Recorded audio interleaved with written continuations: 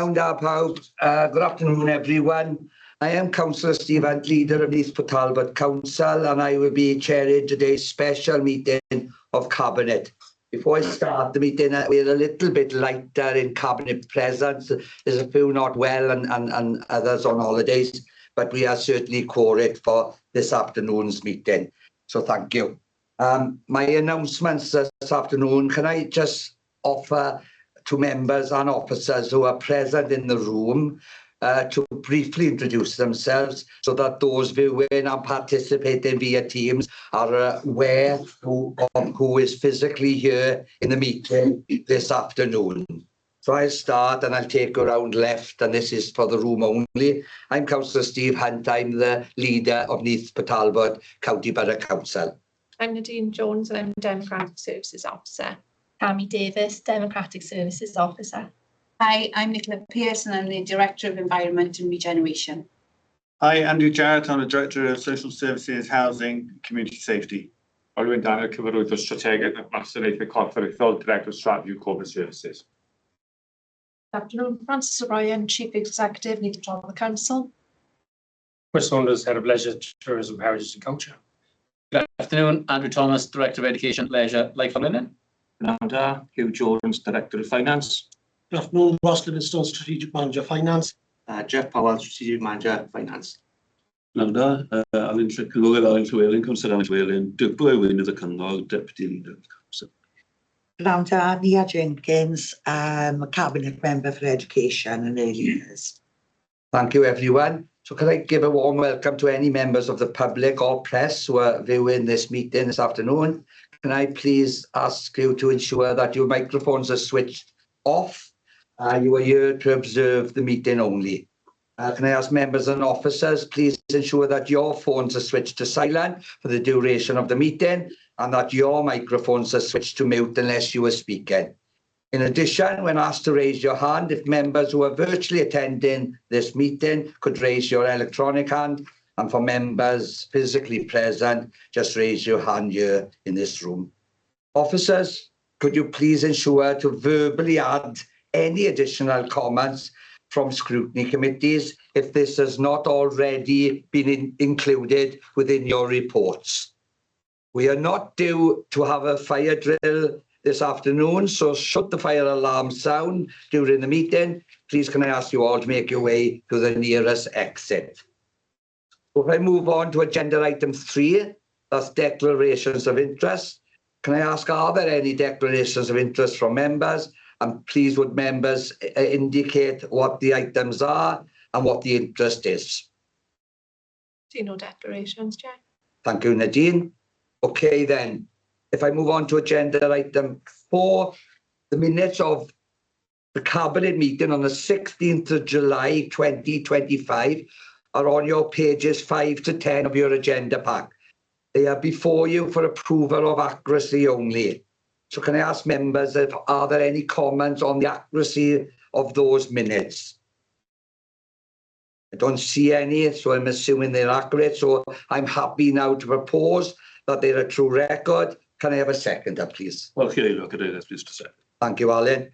So members, if you do not indicate to the contrary by raising your hand, I will assume that you are content with the accuracy of those minutes.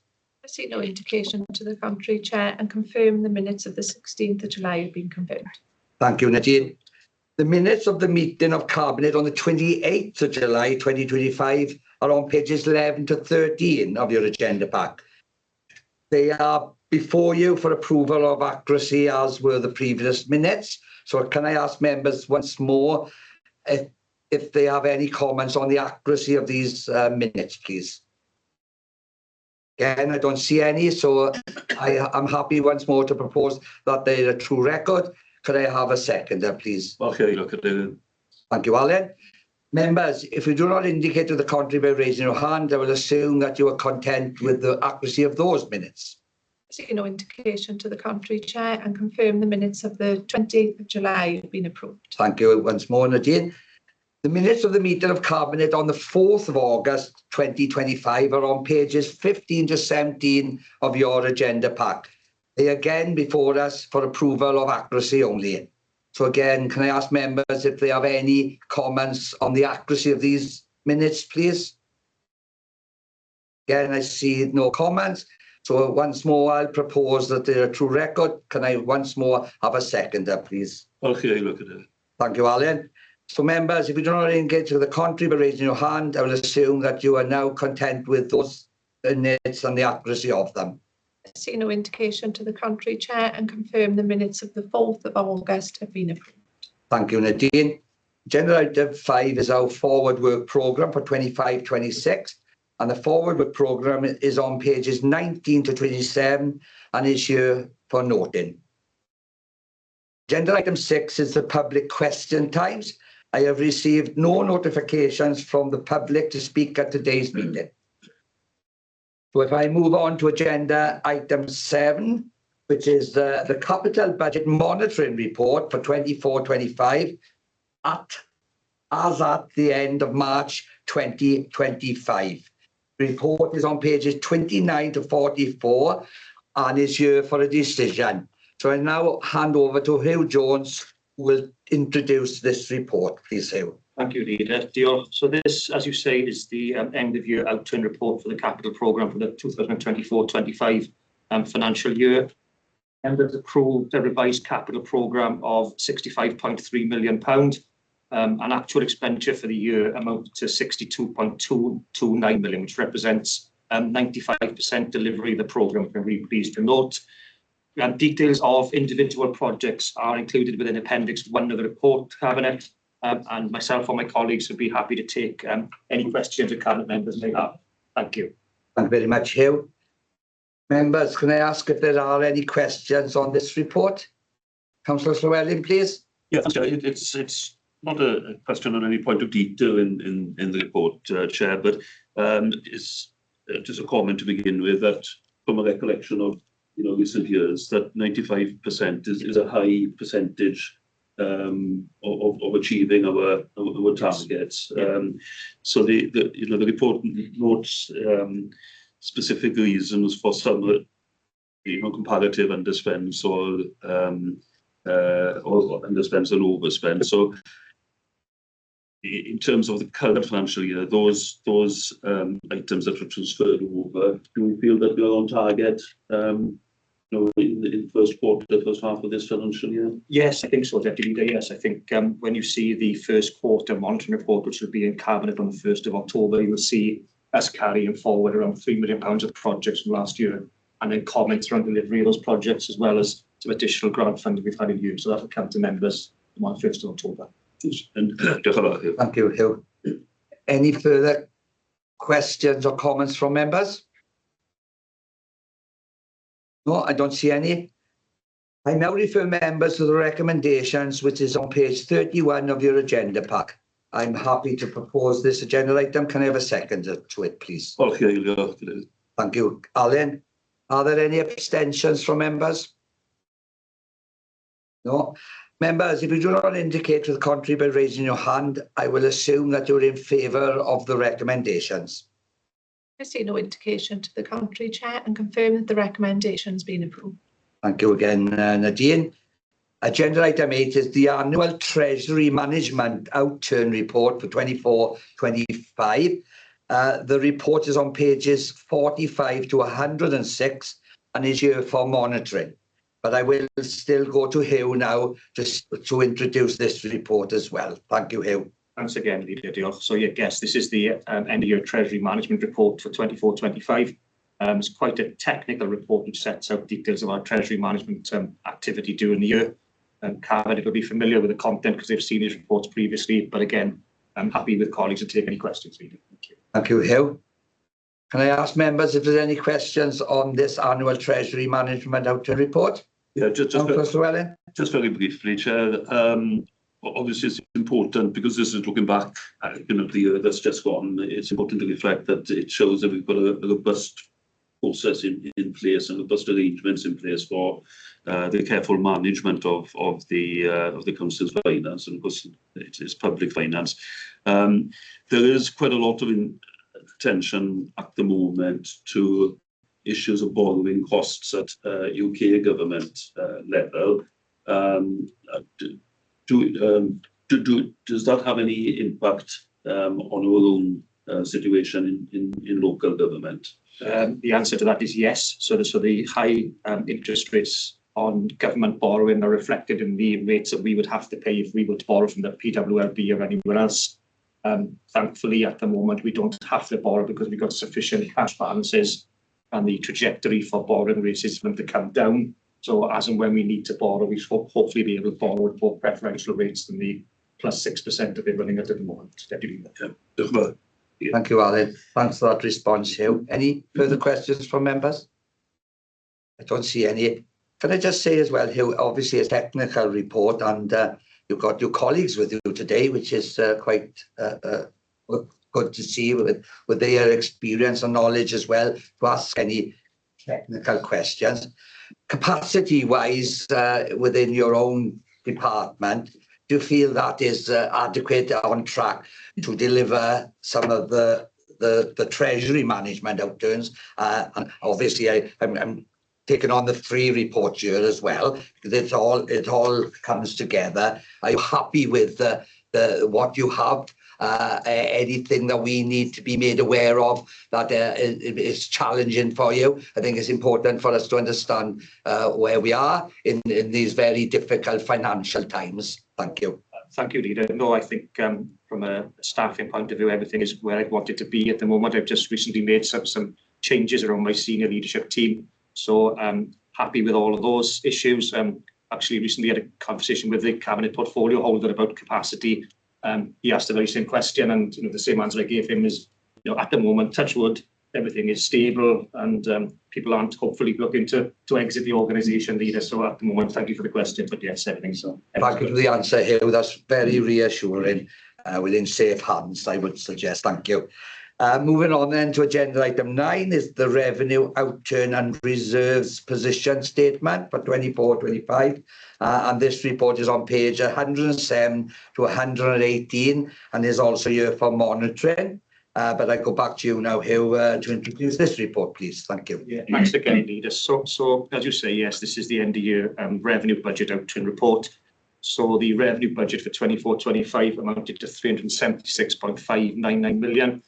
And the actual net expenditure for the council was £2.1 million less than that, so an underspend of £2.1 million, which represents just over 0.5% of the overall council budget. The reason for this underspend is because we received some late notifications of a grant from the Welsh Government in March, which then we transferred into some corporate reserves to help us going forward. I just really want to say, Leader, how delighted I am to be able to bring a report to Cabinet today to show that we've once again managed to deliver the council services within the overall budget. It's not a picture you will see across all authorities of Wales, and that's really easy. And just my thanks really to my corporate director colleagues, heads of service, managers who work tirelessly with cabinet members to make sure we deliver services within cash limits, Leader. So I think we do have a great track record and look forward to progressing going forward. So thank you, and again, happy to take any questions. Well, thank you for that very positive report, Hugh. Members, any questions on this, Councillor Llewellyn, please? Yeah, just very briefly. I'd like to congratulate the whole of the finance team, for the work that's behind this report, and I know they work very, very carefully, closely with colleagues. We have an obligation to have a balanced budget at the beginning of the financial year. So it's obviously very positive that on a professional level, we ended the year within the budget that had been set. Obviously, there's a slight underspend that's been a total budget of what, 380 million odd, isn't it? A slight underspend which goes into reserves. Just looking for assurance, really, because people will take an interest in this quite rightly, that we'll be monitoring those reserves and the uses and the best application of those reserves during the course of the current financial year, including anything that's been transferred in from the end of the last financial year. Yeah, absolutely, Councillor Llewellyn. So just on your first point around sort of the thanks to the finance staff, it's actually these people around the table who spend the money. They're the ones who work diligently to make sure we can get to this position, supported by my staff. In terms of reserves, yes, absolutely. Again, we'll be bringing the first quarter report to Cabinet on the 1st of October. That will contain detail of all the specific reserves, the general reserves, the commitments against them, etc. So that'll come forward as part of the report. So thank you for the question.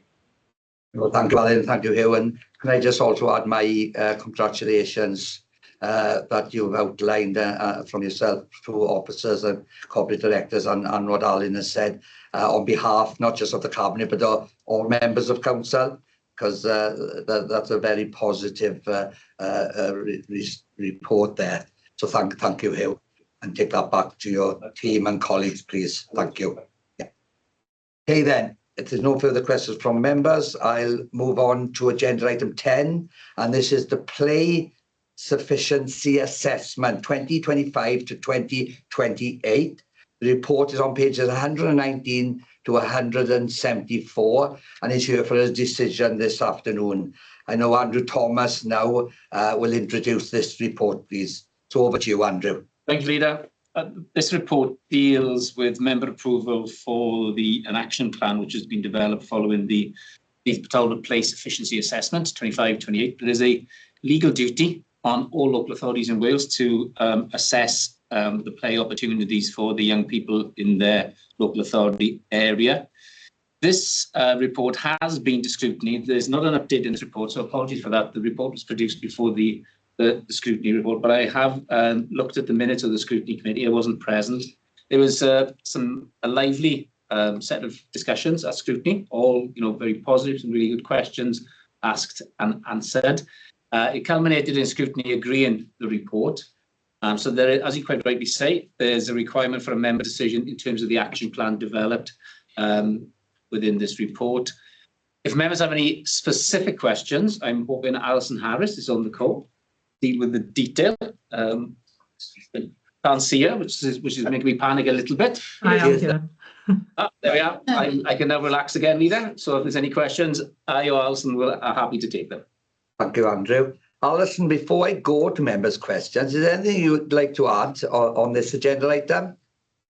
Only I think just to say that the assessment was carried out by a consultant working closely with us, so we'd had specific funding from Welsh Government to do that.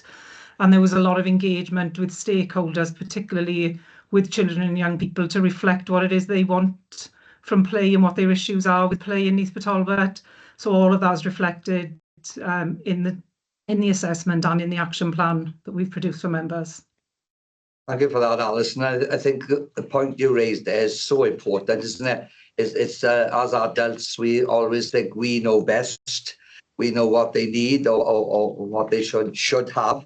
And in some aspect, we deliver things that we think they want instead of listening to the users of play and really respecting and understanding what they might need. So that's really important information to share with us there. So thank you for that. And I know the excellent work you and the teams carry out. And play is so vitally important to health and well-being, isn't it? And Welsh Government objectives in that sort of place. So thank you very much for that. I'll go to see if there's any questions from members now. Councillor Neath Jenkins first, please. Thank you, Chair. I'd just like to put it on record, really, this report that's come ahead in front of you, it's just a small part of the full report. The full report is an absolutely massive piece of work. And I'd like to thank Alison and the team for carrying that out. As we discussed in scrutiny previously, it's not broken down to specific wards in this report in front of us. However, that data does exist. So if any member would like to know what's specifically in their ward, what revision is available, please get in touch with myself or with Alison and we can arrange that you can have that. But it's a brilliant piece of work and thank you very much, Alison. Thank you, Leah. That's very complimentary. Can I just check first before I go to another councillor, if there's any further questions from Cabinet first? Any other comments from any Cabinet member? No, I don't see any. Okay, it's in my gift as chair to allow members of council to come in. And as the chair of education, scrutiny, education, Rebecca Phillips has got a hand up. So Rebecca, would you like to come in at this point, please? Diolch yn fawr, Chair. Thank you for allowing me to speak at this meeting. Yeah, I just wanted to say from a scrutiny point of view, really, that we have scrutinised this report and some good questions were asked, specifically regarding Welsh language signage in our park and play areas, and also, identified in the report is the need to ensure provision in rural areas. So I'm really happy to commend this report to Cabinet. Diolch yn fawr. Thank you, Rebecca. Very much appreciated. Okay, then. I now refer members to the recommendations which are on pages 127 of your agenda pack. I'll propose the agenda item. Can I have a seconder, please? Very happy to second. Thank you, Nia. Are there any abstentions from members? Don't see any. So members, if you do not indicate to the contrary by raising your hand, I will assume that you are now in favour of these recommendations. I see no indication to the contrary, Chair, and confirm the recommendations been approved. Thank you once more, Nadine. Agenda item 11 is the Pontardawe Swimming Pool Feasibility Study. The report is on pages 175 to 318 and is here for information this afternoon. I will now hand over to Chris Saunders, who will take us to introduce this report, please. Sorry, thank you. Thank you, Lena. So this report hasn't actually been to scrutiny yet. It's scheduled to go at the end of October. But given it's for information, we're very keen to make sure that the results of the feasibility study were aired as soon as possible in the public, given there's quite a lot of clamour locally for an interest in it. So we have updated the ward councillors and town council as well, and both, I'd say it was very well received in terms of the outcome of the report. So as you might remember, back in May 24, Cabinet took that really difficult decision to close Pontardawe Swimming Pool on serious health and safety grounds. That closure happened almost a year to the day. And we were asked to undertake a feasibility study into the provision of a new pool within the area. So that we've been through the procurement process to appoint some consultants to do that, and got in front of you today, as appended to the report, is the results of that feasibility. It looked at a number of different options for the site, or a number of different sites, sorry, and then a number of different options in terms of facility mix. And it also looked at some sort of detailed site analysis and the costings. The outcome being that the preferred site is existing just by the existing leisure centre. The preferred facility mix is a 6-lane pool with learning facility and a small cafe space. And then the detailed design is just on the north side of the leisure centre there, which will be sympathetic to some changes that Council of Leisure are looking to bring forward in terms of the leisure centre site on its own. In terms of the costs were just under £15 million. There's a bit of risk built into that through the cost estimates, but probably slightly more than we'd imagined right at the beginning. There's about £280,000 worth of efficiencies by building the new pool. So whether that's through staff savings or through energy efficiencies, which would support about £4 million potential borrowing, leaving us a shortfall of just under 11 million. That's £10.8 million. We've been looking around for some funding sources. Currently, there is nothing to date that we've identified that would be able to fill that gap. But I think with this feasibility study now, we are in a really strong position should funding sources come up to be able to respond quickly in the inevitable short deadlines that we get for some of these funding rounds. Thank you very much, Chris. I'll go to members for any questions on this item. Councillor Llewellyn, please. Yeah, thanks to Chris Saunders and his team and the work undertaken by the consultants. It's a very professional and comprehensive report, and I think it's an important step forward because not only does it confirm the need for a replacement swimming pool for Pontardawe and the Swansea Valley and the surrounding area, but also a clear preference for design and location. So I think this does put us in a good position to apply for funding when identified and available. and the new pool would be far more environmentally friendly and cost effective also compared with the old pool site. So I think it's a matter of us taking this report forward and being able to identify the funding when that is available. So thanks to Chris and the team, Chair. Thank you. Are there any other member, Councillor Neath Jenkins, please? Thank you, Chair. As somebody who's also in the locality there, I know this has been quite contentious in the press, and I'm really glad to see this consultation coming to an end, confirming what we already suspected. And I'm really hopeful that funding will be found so that we can replace this important feature. Thank you. Thank you, Nia. Any further comments from members? No?